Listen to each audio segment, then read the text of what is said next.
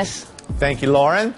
Well, new privacy concerns swirling around Facebook, this time about a new effort to match Facebook users to product purchasing details on 70 million consumers tracked by the firm Datalogix. And privacy advocates say that Facebook is violating terms maybe of a FTC settlement signed in November. And Judge Andrew Napolitano joins us. Judge, are these valid concerns?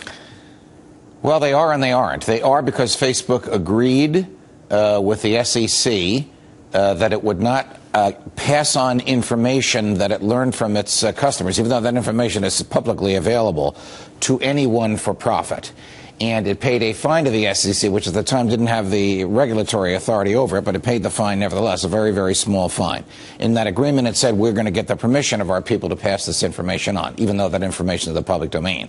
It's not a concern because all of this is public and nothing is posted on Facebook except voluntarily by the people who post it.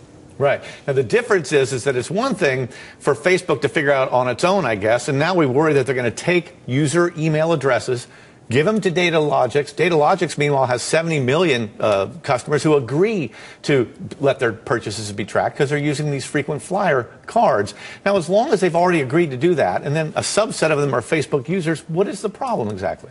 Well, in my view, there is no problem because the Facebook people have posted, and you and I were talking about this during the break, some of the most lurid and intimate personal information about them. They cannot possibly claim that they have the right to privacy in that information.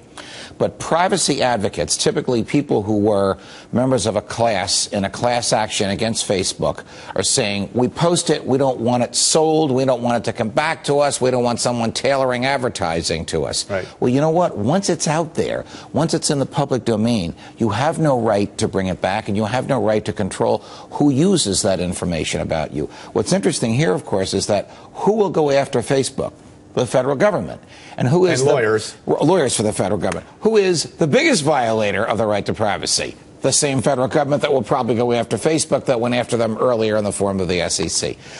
We don't know the answer to whether these allegations in the Financial Times are true. We do assume that the Financial Times is truthfully reporting that Datalogix has some kind of a relationship with Facebook. Sure. But the implication of that report is that Facebook has not told any of its gazillion customers and clients that it's passing that information on. That's what the SEC settlement says. You can pass on anything that is asked for as long as you inform, not get permission of, inform let them know. Your clients that you're going to, and customers you're going to do that. Now, Facebook and Datalogix point out that, we're never saying that John Smith bought this car or this porn magazine at this place. All they're doing is they've studied 45 campaigns. They've found that 70 or 75% of the time, $1 spent on Facebook yields $3 in purchases. We're not saying that John Jones made this purchase, so don't worry about it. Isn't it true, though? I never see people protesting out in front of Facebook because they're upset. I see privacy advocates who make a living worrying about this and raise money for their groups. I see them complaining. Where are the regular people complaining? Okay, I am one of those privacy advocates, but my concern is when the federal government violates federal law and the Constitution.